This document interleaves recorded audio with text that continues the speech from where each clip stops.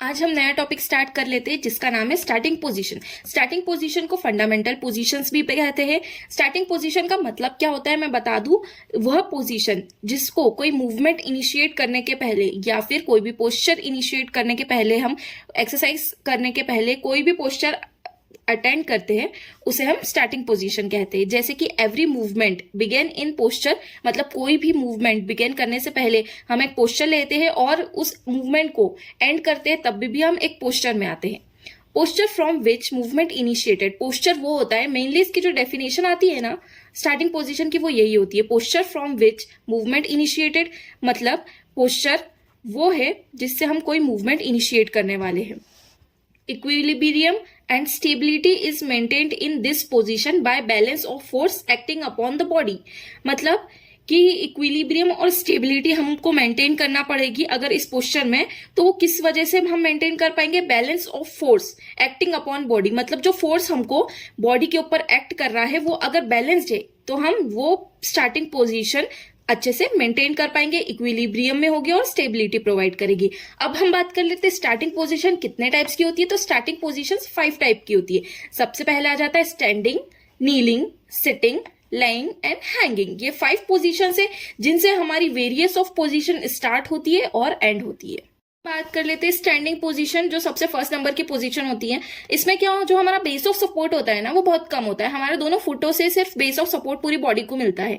ये सबसे difficult position मानी जाती है क्योंकि इसमें सबसे ज्यादा मसल वर्क होता है। याद रखना, सबसे डिफिकल्ट पोजीशन फंडामेंटल पोजीशन है और मसल वर्क सबसे ज्यादा होता है। बैलेंस और स्टेबलाइज हो जाएगी अगर करेक्ट अलाइनमेंट में हम पूरी बॉडी को बैलेंस करके रखे या करेक्ट अलाइनमेंट में हमारा पोस्चर बना के रखे, तो हमारी बॉडी बैलेंस हो जाएगी बहुत आराम से और स्टेबलाइज भी रहेगी। स्मॉल बेस ऑफ सपोर्ट रहता है, इसलिए जो मसल वर्क है उनका कोऑर्डिनेशन थोड़ा ज्यादा होता है। नेक्स्टली हम बात कर लेते हैं पोजीशन में भी डिस्क्राइब। अब पोजीशन कैसे हम डिस्क्राइब करेंगे, तो फर्स्ट बात कर लेते हैं हिल से, मतलब हम नीचे से चालू करेंगे और ऊपर तक जाएंगे। हिल्स जो होगी टुगेदर होगी, जो हमारी हिल्स एरिया होती है वो साथ में होंगी ऑन द सेम लाइन, एक ही सेम लाइन के ऊपर जो हमारी हिल्स है वो साथ में होंगी। और जो हमारे टोज है वो स्लाइटली अपार्ट होंगी, जो हमारे टोज के बीच का डिफरेंस है वो स्लाइटली अपार्ट होगा, दूर होगा। लेकिन हमारे टोज के बीच में जो डिफरेंस है वो 45 डिग्री के एंगल से ज्यादा नहीं होना चाहिए। अगर इससे ज्यादा होगा तो ये हमारी बैड पोस्चर में आ जाएगा, गुड पोस्चर में नहीं आएगा। 45 डिग्री का कम एंगल बना चाहिए हमारे दोनों टोज के बीच में, थोड़ा सा स्लाइटली डिफरेंस होना चाहिए टोज के बीच में। नीज जो होंगी वो हमारी टुगेदर होंगी, साथ में होंगी और स्ट्रेट होगी। जो हमारी नी है वो ऐसी बैंड नहीं होनी चाहिए, जो हमारी नीज है वो ऐसी स्ट्रेट होनी चाहिए और साथ में होनी चाहिए। हिप्स, अब हम ऊपर थोड़ी और ऊपर आ चुके हैं तो हिप्स की बात कर लेते हैं। एक्सटेंडेड होने चाहिए एंड लेटरली रोटेटेड होने चाहिए। एक्सटेंडेड मतलब स्ट्रेट होने चाहिए, लेटरली रोटेटेड होने चाहिए। अब पेल्विस की बात कर ले, पेल्विस बैलेंस्ड होना चाहिए फीमोरल हेड के ऊपर। जो हमारा फीमर का हेड है, जो फीमर का हेड है इसके ऊपर जो हमारा पेल्विस होता है, ये पेल्विक कैविटी होती है, पेल्विस होता है, ये बैलेंस्ड होना चाहिए हमारे फीमर्स के हेड के ऊपर। स्पाइन जो होती है हमारी स्पाइन स्ट्रेट होनी चाहिए और स्ट्रेच्ड होनी चाहिए, एकदम सीधी और स्ट्रेच्ड होनी चाहिए। कोई भी कर्व्स ना आए, जो हमारी स्पाइन है उसमें कर्व नहीं आना चाहिए, जो नॉर्मली कर्व होते वो होने चाहिए लेकिन स्ट्रेच्ड होनी चाहिए। ईयर लेवल जो होता है, ईयर्स दोनों ईयर लेवल्स में होने चाहिए। आईज स्ट्रेट देख रही होती है और जो हमारे शोल्डर है वो डाउन होने चाहिए एंड बैकवर्ड होने चाहिए, एकदम प्रोट्रूड नहीं होने चाहिए शोल्डर आगे की तरफ, ये नॉर्मल मतलब डाउन होने चाहिए और बैकवर्ड होने चाहिए जिससे हमारे शोल्डर स्ट्रेट दिखते हैं। आर्म्स जो हैंगिंग लूजली होने चाहिए, दोनों साइड पे आर्म लूज हैंग करेंगे और पाम जो होगा, जो हमारी हथेलियां है पाम है, वो facing inwards to the body होनी चाहिए, मतलब फेसिंग इनवर्ड्स होनी चाहिए। मसल वर्क की बात कर लेते हैं। मसल वर्क, अब हमारी जो स्ट्रेट पोजीशन है, स्टैंडिंग पोजीशन है, उसमें मसल वर्क क्या होता है? जो एंटी ग्रेविटी मसल्स है इनका वर्क होता है। एंटी ग्रेविटी मसल्स वर्क करती है जिससे हमारी अलाइनमेंट परफेक्ट होती है, स्ट्रेट होती है। Muscle work required to maintain the position, हमको स्टैंडिंग पोजीशन मेंटेन करने के लिए मसल वर्क का करना जरूरी होता है। मसल वर्क रिड्यूस, हमारी मसल को बहुत कम काम करना पड़ेगा अगर बॉडी का जो सेगमेंट है वो गुड है, गुड अलाइनमेंट में है, परफेक्टली बैलेंस्ड है और इक्विलिब्रियम में है, तो हमारी मसल वर्क में इतना ज्यादा टेंशन क्रिएट नहीं होगा। इंक्रीज बाय फॉल्टी अलाइनमेंट, और अगर मसल वर्क हमारा कम है मतलब हमारी बॉडी स्ट्रेट है और अगर फॉल्टी अलाइनमेंट है, अगर हमारा बॉडी का पोस्चर गलत है, तो हमारा मसल वर्क अपने आप ही इंक्रीज हो जाएगा, मसल्स के ऊपर टेंशन क्रिएट हो जाएगा। Anti gravity muscle hold the position, और जितनी भी एंटी ग्रेविटी मसल्स है हमारी बॉडी में वो सारी होल्ड करेंगी हमारी स्ट्रेट पोजीशन, स्टैंडिंग पोजीशन। अब बात कर लेते हैं इंट्रेंसिक मसल ऑफ फीट की बात कर लेते हैं। तो इंट्रेंसिक मसल्स क्या होती है? डीप मसल्स होती है जो हमारे फीट में होती है, डीप मसल्स होती है जो कि स्टेबलाइज करती है हमारे फुट को और प्रिवेंट कर्लिंग ऑफ टो, जो टो के हमारी उंगलियों की कर्लिंग है उससे प्रिवेंट करती है। जो दो हमारी मसल्स हो गई extensor digitorum brevis and extensor hallucis brevis हो गई। अब plantar flexor of ankle, ankles के दो फ्लेक्सर्स होते हैं, एक प्लांटर फ्लेक्सर एक डोर्सी फ्लेक्सर। प्लांटर फ्लेक्सर जिसमें हमारा जो पंजा होता है, फुट होता है, वो जमीन की तरफ होता है, और डोर्सी फ्लेक्सर्स होता है जिसमें हमारा जो फुट होता है वो हमारे बॉडी की तरफ होता है। तो प्लांटर फ्लेक्सर जो होता है जिसमें हमारा फुट जमीन की तरफ होता है, जिसमें होता है बैलेंस करते हैं हमारा लोअर लेग को ऑन फुट पे। जो प्लांटर फ्लेक्सर्स होती है वो लोअर लेग को फुट पे बैलेंस करता है। जो तीन मसल्स हो गई हमारी प्लांटर फ्लेक्सर की, जो मसल्स हो गई soleus, plantaris and gastrocnemius. And third बात कर लेते हैं हमारा डोर्सी फ्लेक्सर, जिसमें हमारा जो फुट होता है वो फुट हमारी बॉडी के तरफ होता है, बॉडी की तरफ होता है, उसको डोर्सी फ्लेक्सर्स बोलते हैं, जो काउंटर बैलेंस करती है एक्शन ऑफ प्लांटर फ्लेक्सर्स को। पहला फंक्शन क्या है? जो प्लांटर फ्लेक्सर्स हमारा लोअर लेग को फुट के ऊपर स्टेबलाइज कर रहे थे, अब ये उसको क्या करती है? काउंटर बैलेंस करती है, वरना हम वो स्टेबलाइज हो जाएगा और हम आगे की तरफ गिर जाएंगे। इसलिए जो हमारे डोर्सी फ्लेक्सर्स है उसको काउंटर बैलेंस करती है ताकि हमारी पूरी बॉडी हमारे फुट पर बैलेंस हो पाए, और सपोर्ट करती है medial longitudinal arches of foot में। मतलब जो हमारे फुट में वो जो फुट होता है हमारा पंजा होता है उसके नीचे आर्चेस बनती है, एक लॉन्गिट्यूडनल आर्च होती है, और उस लॉन्गिट्यूडनल आर्च को, मीडियल लॉन्गिट्यूडनल आर्च जो मीडियल में साइड बनती है लॉन्गिट्यूडनल आर्च, उसको सपोर्ट करती है। तो ये दो मसल्स हो गई हमारी tibialis anterior and extensor hallucis longus. अब हम इवर्टर्स और इन्वर्टर्स की बात कर लेते हैं। इवर्टर्स जो हमारा फुट होता है जो बाहर की तरफ जाता है उसको इवर्टर्स बोलते हैं, जो काउंटर बैलेंस करवाता है इन एक्शन ऑफ इन्वर्टर्स को।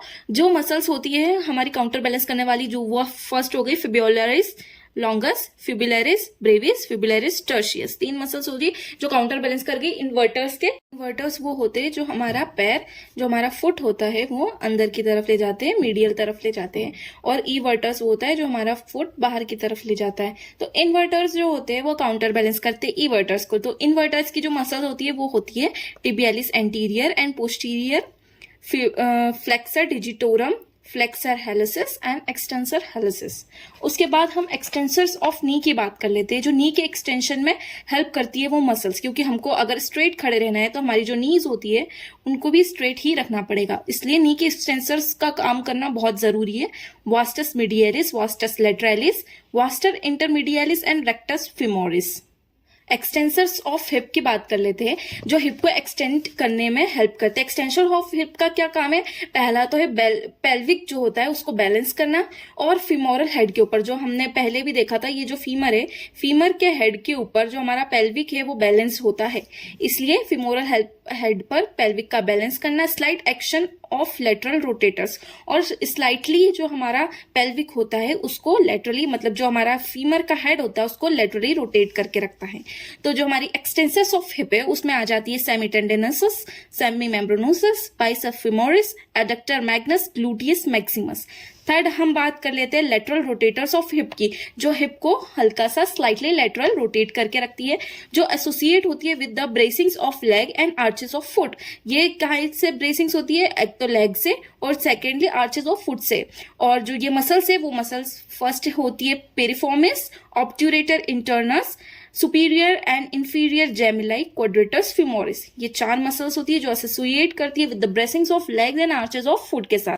अब हमारी स्पाइन को एक्सटेंड करने के लिए एक्सटेंसर्स ऑफ स्पाइन में जो मसल्स वर्क करेगी वो अपराइट करेगी हमारे ट्रंक को। उसके लिए जितनी भी मसल्स होती है वो हमारी हेल्प करेगी अब ट्रंक को स्ट्रेट रखने के लिए। Flexors of lumbar spine you हमारी जो वर्क करेंगी स्पाइन को स्ट्रेट रखने के लिए, वो होती है prevent the over action of extensor, maintain correct angle of pelvic tilt. जो पेल्विक का टिल्ट होता है उसको करेक्ट एंगल में मेंटेन करने के लिए, और जो हमारी फ्लेक्स एक्सटेंसर्स स्पाइन की वर्क करी थी वो ओवर एक्सटेंशन में ना चले जाए, इसलिए हमारी flexors of lumbar spine work करेंगी। Flexors of lumbar spine muscles में आ जाती है फर्स्ट हमारी rectus abdominis, external and internal abdominal oblique muscle, transversus abdominis, और प्री वर्टेब्रल नेक मसल्स जो हमारी वर्क करेंगे नेक को स्ट्रेट रखने के लिए, कंट्रोल करेंगे एक्सेसिव एक्सटेंशन ऑफ नेक, जो एक्सेसिव एक्सटेंशन ऑफ नेक ना करवाए, कंट्रोल करे, and strengthen the cervical spine. जो सर्वाइकल हमारी स्पाइन रहती है